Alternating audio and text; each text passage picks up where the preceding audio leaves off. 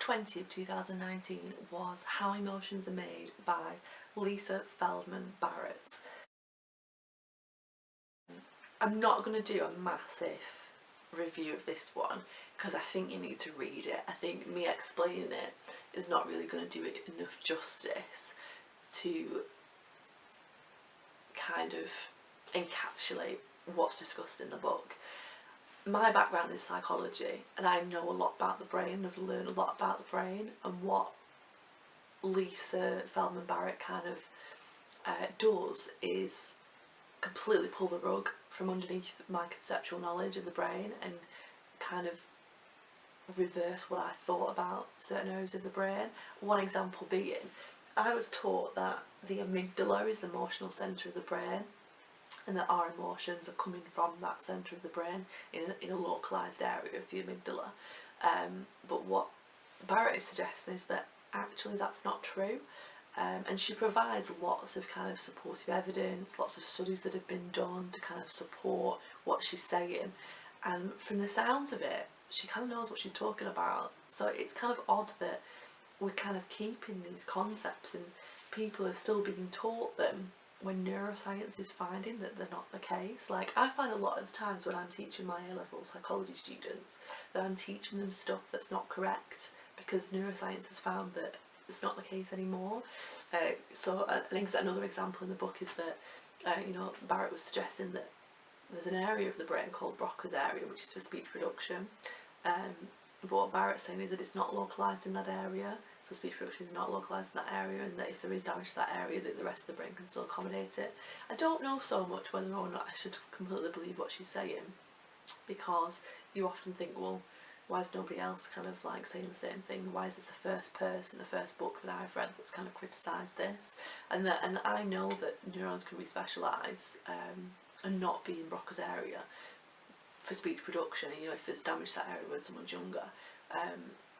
So does that mean that there isn't a Broca's area? I don't know really whether to believe it completely. So, and I've just thought of that right now, which is why I'm a little bit like but yeah, essentially what the book is about is we have this kind of view in our culture, or in the world actually, that our emotions are like a thing that happen to us that we can't control, and that it just happens to us and then we feel that emotion. But what Barrett is kind of arguing is that emotions are constructed, and they're constructed socially and from our culture, and so therefore emotions that we feel are not emotions that other people in other cultures feel, and that actually what we're feeling is not an emotion, it's like a body sensation.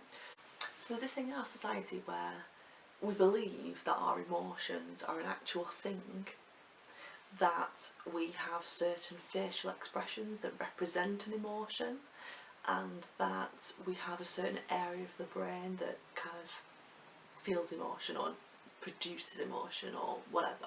Certain brain activation correlated with our emotions. So what Barrett is suggesting is that that's not true at all. That actually there are various areas of our brain which are associated with emotion construction, that we are constructing our emotions based on our concepts of emotion, and that our facial expressions are individual to each person and into each context as well. That one person's face in one situation may mean one emotion and in a different context might mean something else. They did a shot of like Serena Williams' face when she won kind of a tennis tournament, and asked people kind of like what the face showed, and they said something like it showed fear or something like that. But when they put it in the context of her winning the match, it wasn't fear. Like, so it was kind of like dependent on what situation that person's in, depends on what their face is interpreted as. So therefore no one facial expression can demonstrate an emotion. You can't view someone's face and go, they are feeling like that, because it's individual for each person and not everybody's face is the same in response to certain emotions. So the idea is that instead what we have are introspective sensations such as heart rate, feeling like warm, feeling kind of like tingling sensations or whatever, and that our brain uses those to predict what emotion we should be feeling in that situation, what we should be responding to in that situation based on previous experience. So we can therefore construct an emotion based on ambiguous feelings that we have inside that are probably not accurate. So this could explain why one person can interpret these sensations as anxiety, feeling quite nervous, whereas another person may be feeling the exact same sensations but will interpret those instead as anticipation. So it almost gives us kind of the opportunity to reconstruct our emotions if we know kind of like to think about our sensations and how we can reframe those. It's a really, really kind of good book in how it describes how these emotions can be constructed in such a way, because she gives an example of she was asked on a date by a colleague at work, and she didn't really fancy this guy, but she went along to the date anyway. And while she was on the date, she felt like really, really attracted to him, and she was like, this is strange, I didn't find him attractive before, but I'm really attracted to him now. And she got home and she was in bed for a week because she'd been struck down by flu. And what she'd actually done is that she'd misinterpreted the feelings in her body, which were because of the flu, and kind of misinterpreted them and constructed the emotion of attraction to this colleague that she didn't even find attractive. And I find that so amazing that we can kind of like almost think something, some emotion in response to kind of external stimuli, but it's our misinterpretation of our internal world. They've done studies where Israeli judges are more likely to grant parole after lunch than before lunch, because they feel hungry before lunch and they misinterpret this unpleasant feeling for an unpleasant judgment of the person that they're supposedly granting parole to. So it's kind of like, what the hell?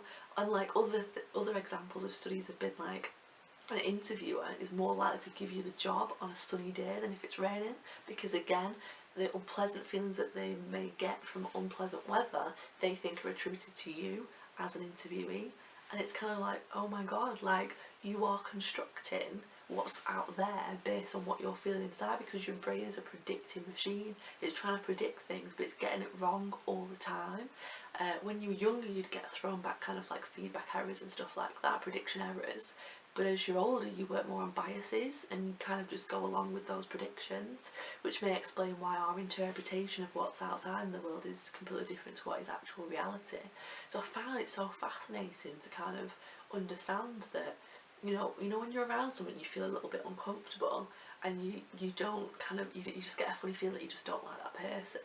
It's like, it might not be anything to do with that person, it could be something to do with what your body's doing at that time. You might be becoming unwell, you might just be responding to what's happening in your environment that's not that person, and yet you're kind of like, interpreting those emotions as being relevant to that person. It's like you can't trust your emotions. Your emotions are not like your gut feeling and stuff, because you really trust that when your brain is so wrong at how it predicts kind of emotions. Barrett kind of explains as well about emotional granularity, which is that people can feel emotions differently, can construct emotions differently based on their vocabulary. So an example, some people are happy and sad, and they don't really have much distinction between happy and sad. Like, they're either really happy or they're really sad. I've just said that just repetitively, haven't I? But whatever. And so the emotions that they feel are kind of just like in response to those, whereas when you have emotional granularity, you can almost kind of feel different things. So if you've got to take the concept of sad, you can be grieving sad, you can be melancholic sad, you can be in anguish, you can be distraught, you can be distressed, you can be like anxious, I guess is a negative feeling. You can feel irritable, irritated, although I went more towards like the anger side, but there's different granulities of the same concept of like an unpleasant feeling.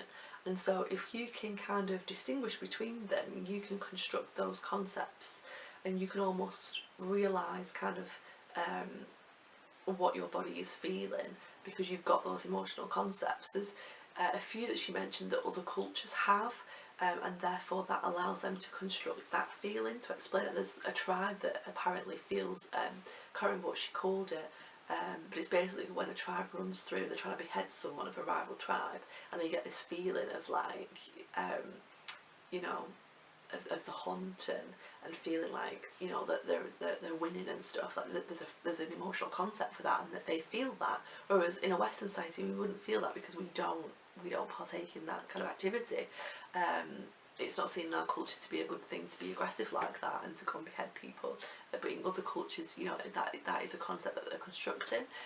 She used some example as well of how like people in Russia, because of the way that they conceptualise colour, they see different colours to what we see in the Western world. And I've heard of this before, like there's different tribes as well, that, so I think it's an Iranian tribe that see different colours as well to what we do. So for example, I think when you look at the Russian one, their main colours are like different shades of blue. So like we would just call them blue, but they have specific names for them, so they have a greater granularity between them.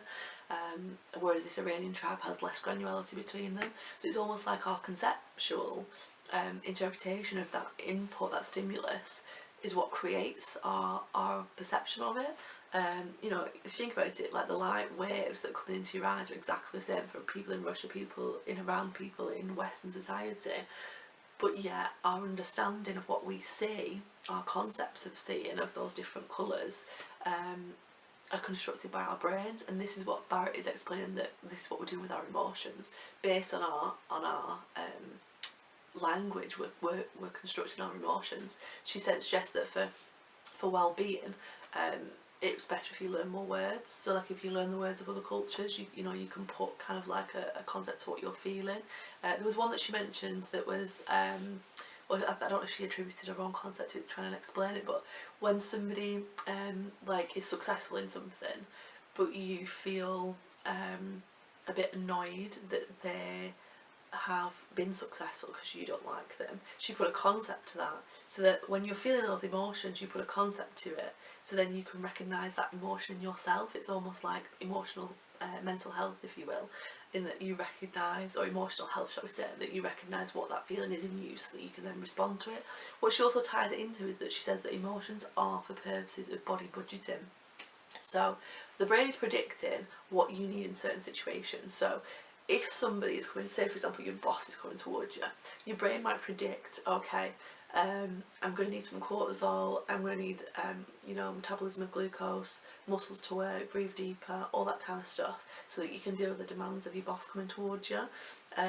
If you've, you know, your brain's predicted that your boss is going to be quite challenging or uncomfortable towards you, obviously not all bosses are like that, but this is just an example, and so that's a withdrawal from your body budget. So now what your brain might do is it might convince you that you need to, that you feel sad, and that you need to withdraw socially, and that you need to kind of like, it might construct the, you know, feeling of fatigue, because it needs you to kind of recuperate from that loss of cortisol.